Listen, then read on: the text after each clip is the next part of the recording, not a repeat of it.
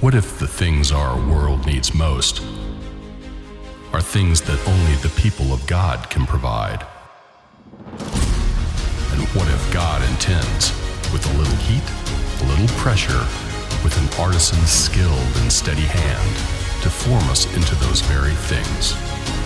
The church has been called a refuge for the weary, a hospital for the sick. The Church of Jesus is also a forge, where God crafts us into the people of character the world needs us to be. Welcome to the Character Forge. I am no enophile, but I have friends who are. And if you're wondering right now about the company I keep, enophile just means that you love wine. Okay? And if you still wonder about the company that I keep, let me tell you this. There was a miracle Jesus did once where he turned water into wine. A friend of mine, a pastor friend of mine, did the calculations, and he calculates that one vat of water that was changed into wine equaled about 3,750 glasses of wine.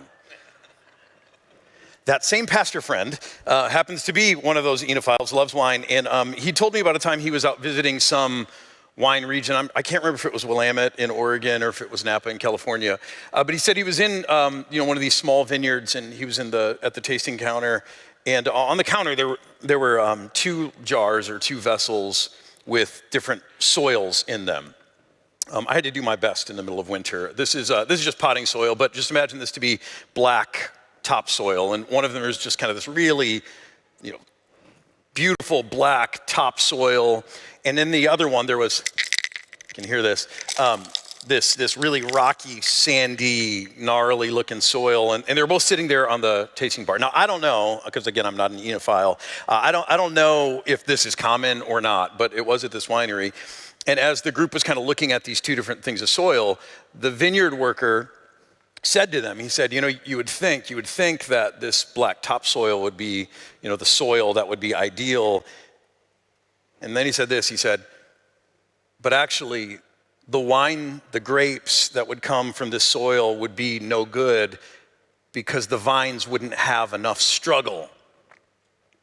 He said, this is, more like the soil that's in our region. And I love that. The wine, the grapes won't be any good because the vines won't have enough struggle. And I wonder if we're the same, that we need struggle in order to be our best, to become the people of character that we want to be, that our families need us to be, that the world needs us to be.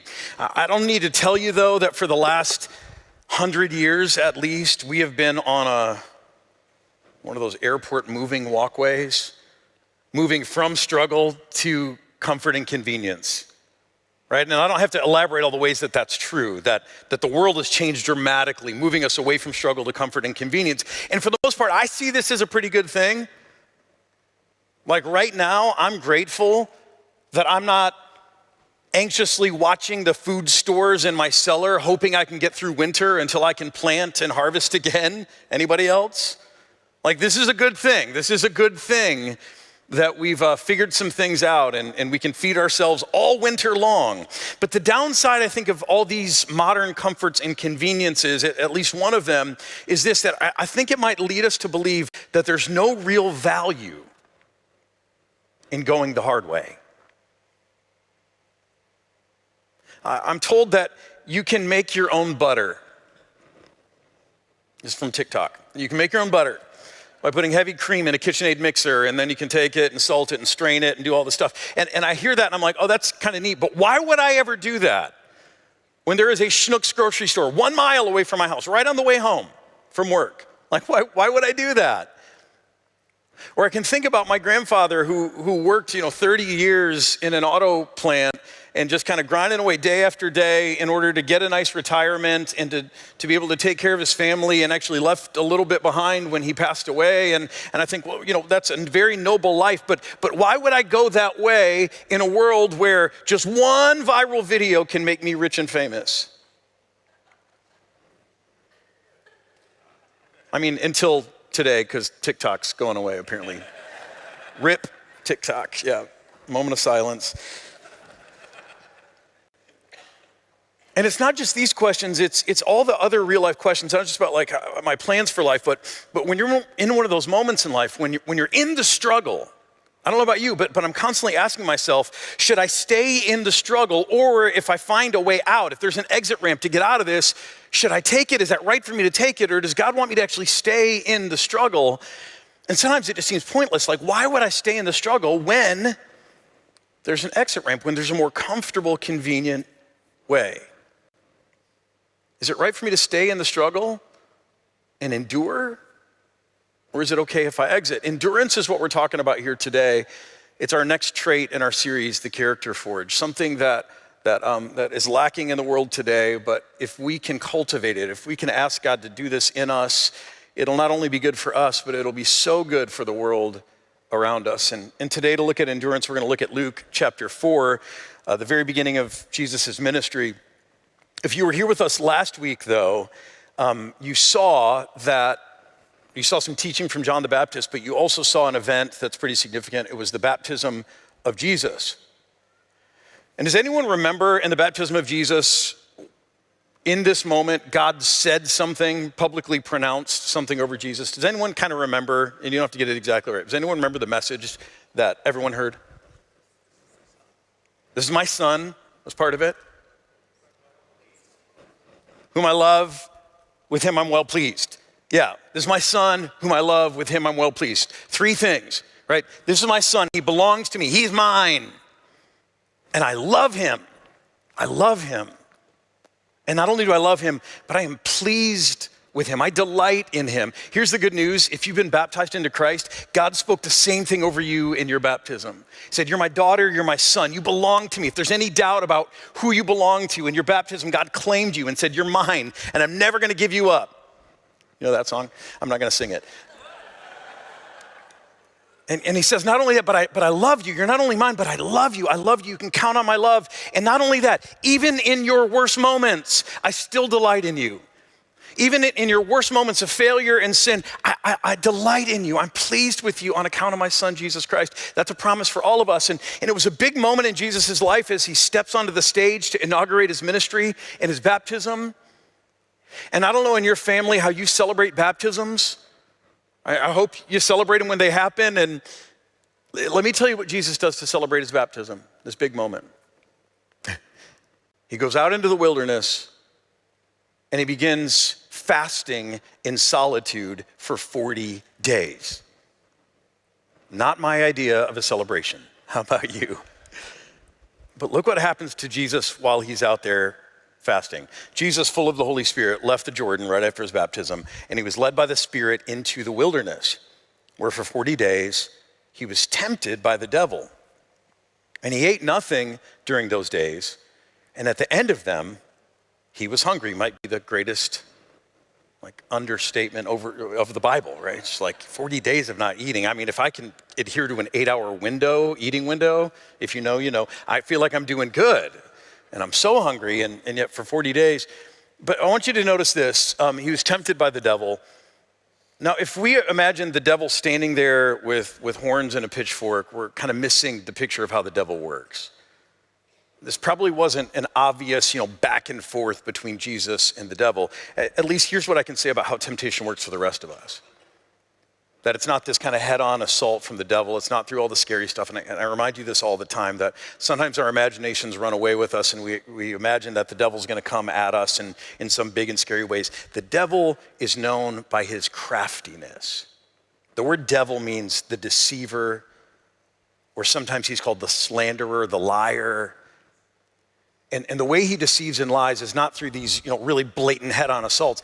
The way he deceives us so often is by whispering into our ears in a voice that sounds a lot like our own. And whispering into our ears and conjuring feelings in us that feel very much like our own. We feel like we're in a battle with our own thoughts and minds and hearts. And the reality is we don't realize that there's another involved in all of that, confusing us. And so as you hear about this temptation, the way that Jesus was specifically tempted, I want you to keep that in mind. So the devil said to him, and again, maybe not a conversation, more of just maybe this internal dialogue. The devil said to him, "If you are the Son of God, tell this stone to become bread, because you're hungry." And Jesus answered, "It is written, man shall not live on bread alone." And the second one, the devil led him up to a high place and showed him in an instant all the kingdoms of the world. And he said to him, "I will give you all their authority and splendor. It has been given to me, and I can give it to anyone I want to." And frankly, I doubt whether this is true. This is kind of like the Garden of Eden when he's promising things that he can't actually give. But then here's the catch. If you worship me, it will all be yours. And Jesus answered, "It is written, worship the Lord your God and serve him only." And the devil led him to Jerusalem and had him stand on the highest point of the temple. "If you're the Son of God," he said, "throw yourself down from here. For it is written, God will command his angels concerning you to guard you carefully.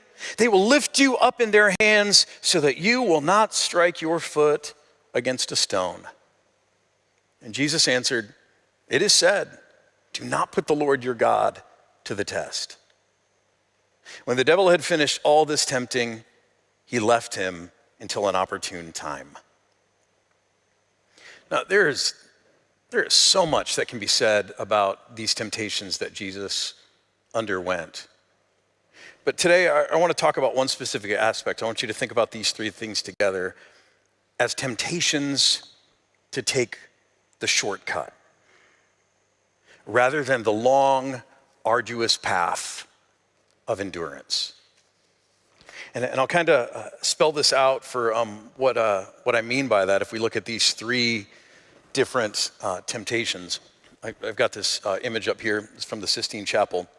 It shows the three temptations kind of in different scenes here. Over here, the first one that we saw, stones to bread.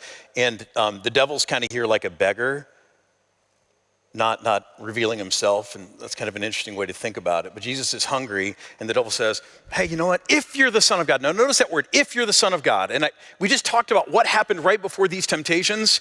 His baptism, where God declared, what? "You are my son." It was pretty clear. And now the devil's calling that into question, maybe putting doubt in Jesus' mind about a standing in God's family. Or when he says, "if you're the Son of God," maybe he's saying this, maybe he's saying, "You know what? Why should a guy like you, a guy in your position, with all the power, with all the authority, why should you suffer being hungry?"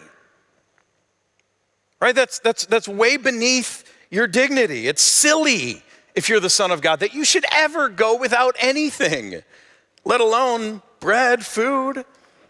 See, there are privileges that come with power and position. And I think about that temptation and how that even plays out in my life. I don't want to give you the wrong idea about what I'm about to say. I feel very blessed. I feel very well taken care of in this congregation. I also serve on some boards, some nonprofit boards, and sometimes I look at just how other nonprofit executives live and the things that they do and the fancy conferences they go on and their expense accounts and their car allowances, and I know all that detail because I serve on the boards and I see the financials, and I sort of think sometimes like, is this not something I also should have? Right? Is this not owed to me for a person in my position? And I bet in your life that temptation comes at you. It sounds different for your circumstances, but it comes at you the same. It's silly that you should suffer. It's silly that you should be inconvenienced given who you are or what you have at your disposal. So why would you go without? Just turn these stones into bread. This whole thing is pointless. Over here, you see another temptation where Jesus sees all the kingdoms of the world, and the devil says, "Just bow down and worship me." Now, this one feels a little bit too on the nose, too obvious for me. Because although this is like a movie thing or a book thing that some people sell their souls to the devil in order to have worldly success, like, just be honest. I mean, even on your most weak day where you're just like the most susceptible to temptation, if the devil stands before you and says, just become a devil worshiper and I'll give you whatever you want, sign the contract, you're not gonna sign that contract, are you? Like, there's no way. Unless you're the Little Mermaid, because she fell for it.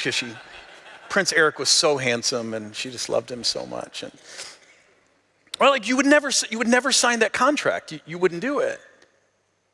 And so again, for this one, and of course, Jesus isn't going to do that. Like Jesus is not going to. So what is this temptation actually about? I actually hear this temptation differently. I hear it about the temptation of the alternate path. The temptation of the alternate path. When I was 30 years old, I was serving as an associate pastor in Detroit. Detroit is essentially home for me. I grew up in Michigan. And so I was serving there as an associate pastor. And at 30, I got a call, a divine call, which is kind of an equivalent of a job opportunity to serve in, of all places, John Dunn, Kansas City. And it was a growing church in Kansas City. It had a lot of good things going for it. It was in a pretty affluent area, really nice part of Kansas City, Kansas, actually. And it was just a really great thing. And for me, the answer, of course, when I got this divine call was yes.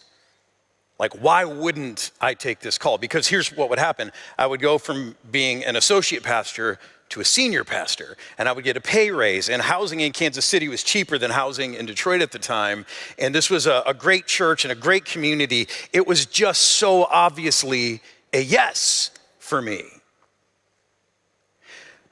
But I think that was the time where I started this practice that I still keep up in my life, that whenever I have a big decision to make, I kind of think through it and I ask people for counsel. And then before I lock in my decision, I spend a day going on a prayer walk, a hike, where I put it before God and I say, hey, God, this is what I think the decision is. And I don't do this on every, like what to order at the drive-thru. I don't do that for that. But for just the big decisions, I spend time doing this. And I think this is the first time that I did it. So even though it was an obvious yes, I went on this prayer walk and I was hiking and I was just asking God, like, hey, this just seems so obvious. Of course, this is a yes. Why wouldn't I do this? But God, if there's anything you want me to know, I'm open.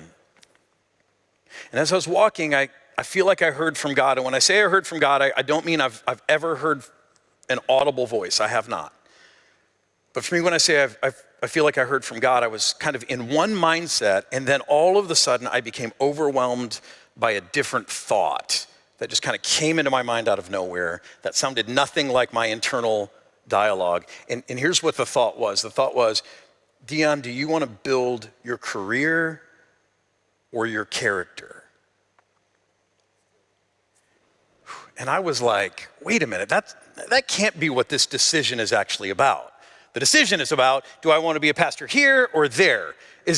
What does it matter? I'm going to be preaching the gospel and doing God's work. And does it matter if it's Detroit or Kansas City? Does it matter? Like, why not have a little bit more pay? Why not have a little nicer house? Like why would any of those things be a problem? And I kind of wrestling with that thought of just being like, and then again, I felt just kind of overwhelmed by another thought. And I believe this was God. And the thought said, what I think God was saying to me was, if you go, you will build your career. But if you stay, I will build your character. Now, I don't know if you've had a moment quite that stark in your life, but I believe that there's been a moment in your life where you had a choice to make, and maybe that choice involved compromising yourself in some way in order to experience success, kissing the ring of someone else in order to get ahead or win big. That's the temptation of the alternate path.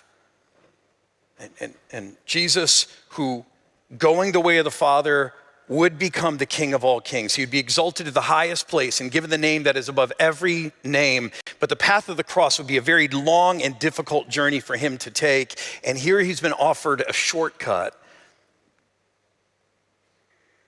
And Jesus says no to the shortcut, even though it would have been a lot easier than the cross. And then this final temptation, take him to the top of the Temple Mount, say, throw yourself down. Maybe this is a temptation to despair. Maybe it's a temptation to test God, if you're the Son of God, if God really loves you. And we do this, right? I mean, you do this. People in your life who say they love you, you put little tests out there for them sometimes to see if they actually love you the way they say. Or sometimes they're not tests, they're traps. You know what I'm talking about. You do things, and so is this a test? Is this a trap? God, if you really love me, if I matter to you so much as what you just said in my baptism, let's see, I'll throw myself down and let's see if you actually catch me. Do you really, really care about me? It's like the kid, I don't know if you ever did this, like pretended you were gonna run away from home. I'm leaving, going out the door. Is anyone coming looking for me? And you're just hoping someone goes, no, don't leave, I love you, stay. Or maybe this temptation is something entirely different. Maybe this temptation is more about a publicity stunt. I mean, can you imagine the busy, bustling temple in the middle of Jerusalem if Jesus throws himself down and angels come in and catch him? Forget all of that teaching in dusty villages and doing these miracles out of sight. I mean, this will catapult him into stardom.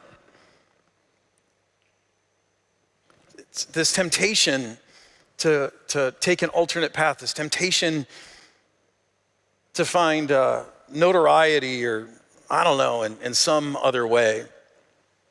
When I think about this temptation in particular, I think about the man that we're going to celebrate this week, the Reverend Dr. Martin Luther King Jr. And even though he believed this was true, that nonviolence is a powerful and just weapon, I can only imagine how tempting it would have been for him to go a different way. Because even though nonviolence is a powerful and just weapon, it is not the most expedient weapon. Right? If you really want to get someone's attention, if you want to demand change, it's not the healthiest way to go to violence, but it is the quickest way to get someone's attention. And I can only imagine how, even though he had this core belief, which is a Christ-inspired core belief, that nonviolence is a powerful and just weapon. Indeed, it is a weapon unique in history, which cuts without wounding and enables the man who wields it. Like even though that's true, I can only imagine on the long and arduous journey to be heard and to be seen, to have people reckon with the history of all of the racial brokenness in our country, how tempting it must have been for him just to lay down that weapon in favor of a more expedient one. Especially when he had people whispering in his ears telling him to do that. This is kind of what we're talking about. By the way, speaking of temptation, this is your bonus MLK quote. I love this. Never succumb to the temptation of bitterness. I think some of us living in our day, some of you right now today just need to hear that's also a great temptation. And we're going to talk more about that in next week, actually. See, again, I could go deep into these temptations, even deeper than I have. But I want you to see the common thread through all of these things, these temptations that Jesus endured as signs that Jesus was willing to resist the shortcuts in order to go the long, arduous path of endurance. And here's what I want to remind you of, because I think the world would be so much better if we can follow Jesus in this way, if we can choose to do this. And here's what I want you to remind you of, that not only are those things the way of Jesus, but the shortcut itself, because right, the devil is a liar, he's a deceiver. The shortcut itself is a lie. For starters, shortcuts don't take you to the same destination. And that's the promise of shortcuts. Like, you can go this long way, you can take the shortcut and you get to the same destination. What's the difference? But the truth is, the shortcuts don't actually take you to the same destination. The grapes that grow in this soil, even though it's easier, and it may be, seem like a more desirable way, they're not going to taste the same. They're not going to make as good of wine as the grapes that grow in this soil. Or we talked about this a couple of months ago when we looked at the movie The Wizard of Oz. Dorothy could have clicked her heels together right after she got to Oz. She had the power to do it. But if she had, home would not have been the same for her. She still would have gotten home, but she wouldn't have been saying there's no place like home. It wouldn't actually take her to the same place.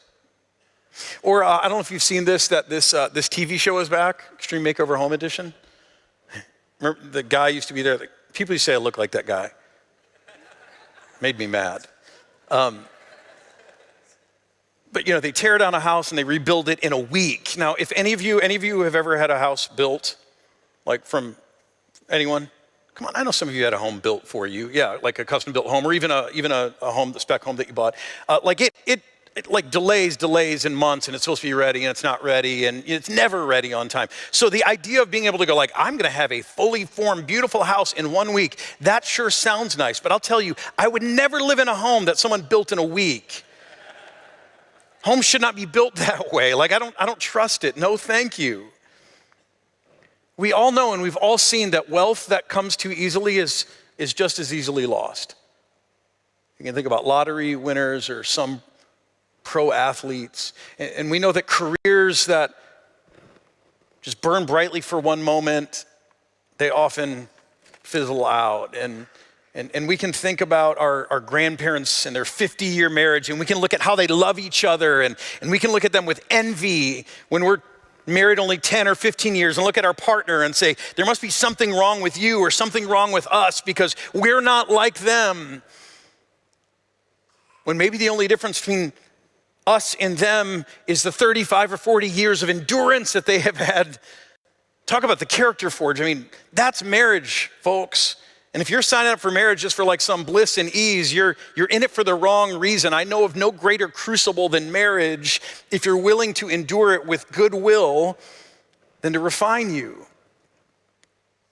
See, Peter talks to Christians in his letter, and here's what he says. He says, for it is commendable if someone bears up under the pain of unjust suffering, because they are conscious of God. Again, I think of MLK here. It is commendable, it is admirable if you bear up under the pain of unjust suffering because you are conscious, because you're mindful, because you're trying to honor God. That's a noble thing, he says. But how is it to your credit if you receive a beating for doing wrong and you endure it, right?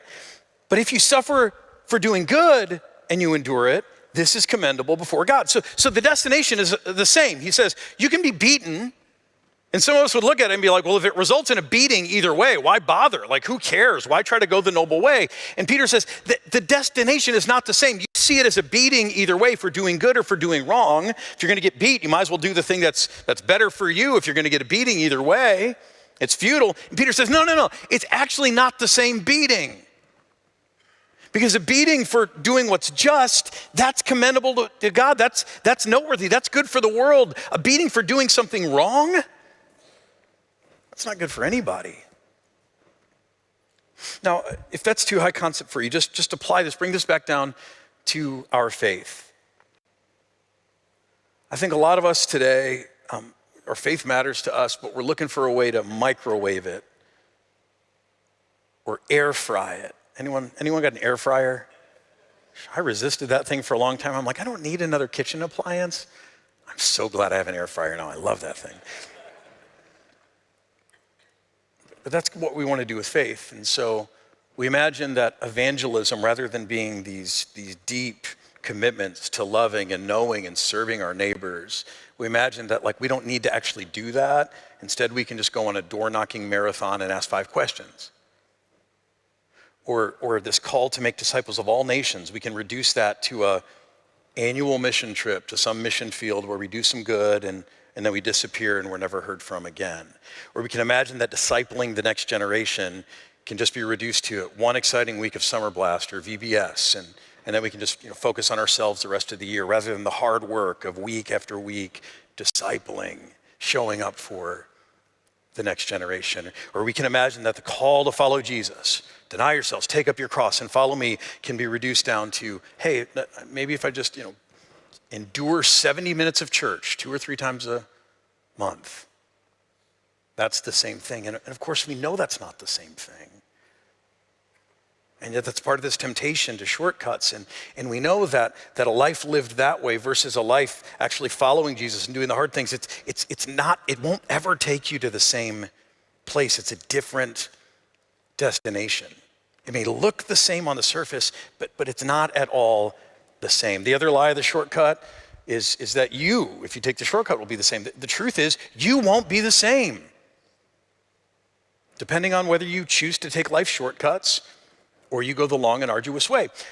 Paul talks about this in Romans chapter 5. He says, we also glory in our sufferings. We glory in our sufferings because we know that suffering produces perseverance.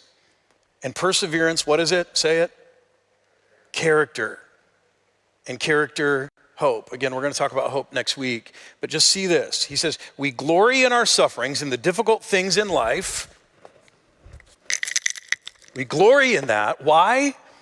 Because it produces perseverance or endurance. And if you have that kind of perseverance or that endurance in the face of suffering, what do you get? Again, character. Why would you ever go the long way when you can take a shortcut? Because only the long way, the persevering in the midst of suffering, makes you a person of character. Finally, the lie of the shortcut is that you can take a shortcut and it doesn't hurt anybody. The truth is, the world around you, if you take shortcuts, the world around you versus going the long path, the world around you won't be the same. There's a difference in the way that we go. Now, I want to bring this back to Jesus. Jesus, he could have redeemed the world any way he wanted.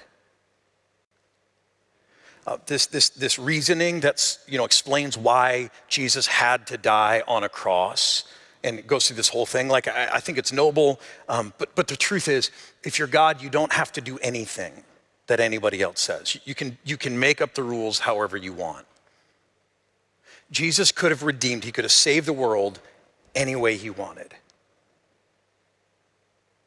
And just imagine for a moment that he had. Imagine that he chose not to go to the cross, and he imagined to save you, to redeem you, to make a possibility for you to have your sins forgiven and go to live with God forever. Imagine that he did that for you in some less difficult, arduous way. Like you just waved a magic wand and he says, you know what? Clemency, pardon. I pardon all of you, and I just verbally declare, like imagine that he would have done it some other way. The results would be the same, right? You would still have forgiveness. You'd still get to spend forever with God. It would be the same. So why not go that path? It actually wouldn't at all be the same, would it? Because the cross of Jesus isn't just a necessary thing that needed to happen in order to get to some desired result. The cross of Jesus, without the cross, we would have no clue about how deeply loved we are by God. A verbal declaration, clemency, pardon, that would be nice, but it's not until you see the Son of God willingly bleeding and dying and suffering because he loves you.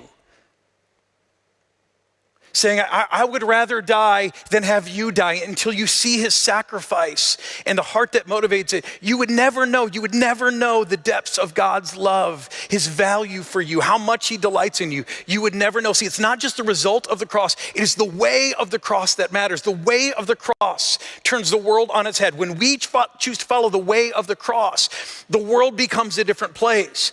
And the shortcuts, it's the same result. It's not the same result. In fact, I've come to believe that this is true, that no good in this world will endure unless it's brought into the world through endurance. Like we can try to do something good, but if it comes easily, if it comes quickly, if it comes at no cost, it will not stand. I think the only things that will stand, that will endure, enduringly good, are things that are brought into the world by endurance. I think that's why Martin Luther King Jr.'s ministry made such a difference in the civil rights movement, because through endurance, something finally stood. So what would it take for you to become a person of endurance? A person who resists the temptations of all of life's shortcuts. And what's maybe one shortcut right now in life that you're being tempted to take? And what would it take for you to say no to that shortcut and go the way of the cross, go the way of Jesus? It probably goes without saying, but in case you're wondering, I did not take that call, that job offer to Kansas City. I stayed in Michigan for a few more years as an associate pastor, and they were some trying years. And God, in fact, did build my character through those years. And I was kind of bitter about it. Like, God, why do I have to stay here? Why do I have to do this? But I am so grateful that day when I was doing that prayer walk, that God made clear to me that there was more to that decision than I thought. Because I stayed in Michigan and I went through hard years and my character grew. And then a couple years later, I got a call, a job offer to join a church here in St. Louis, this church. And it was not to be the senior pastor. It was for less pay. Housing costs were about the same. Like nothing about this made sense. But again, on a prayer walk, when I was like, I'm not doing this. I'm not leaving my family to go to St. Louis. God again nudged me to think about it differently. And so I came here, and I am so glad I came here. I love this church.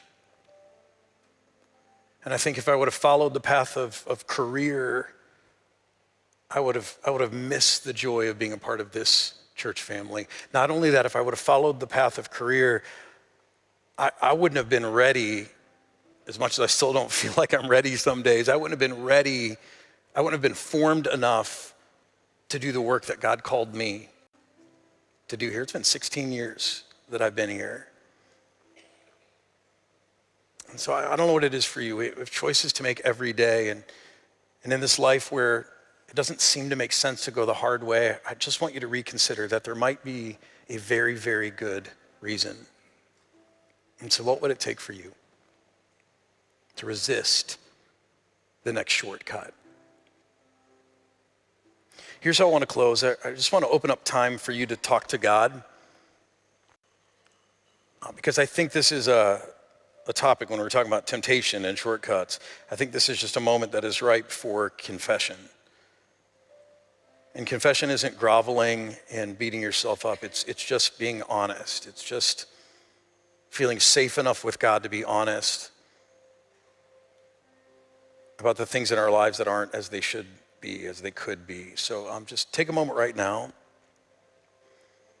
and talk to God about a time in your life when maybe you lacked endurance.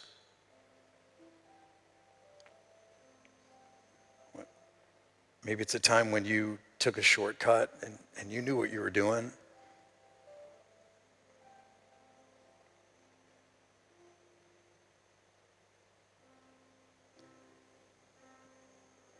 Maybe right now is a time for you to acknowledge the fear that you experience, the lack of trust when you're going through something hard.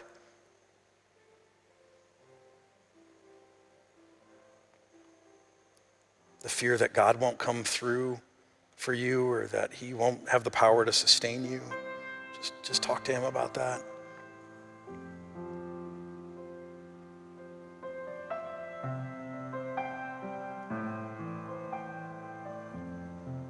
Or maybe to acknowledge the doubt that we all have about God's goodness.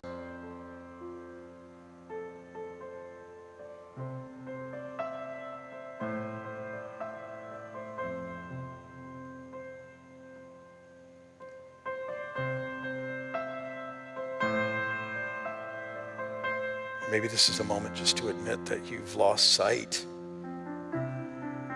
lost focus on what really matters.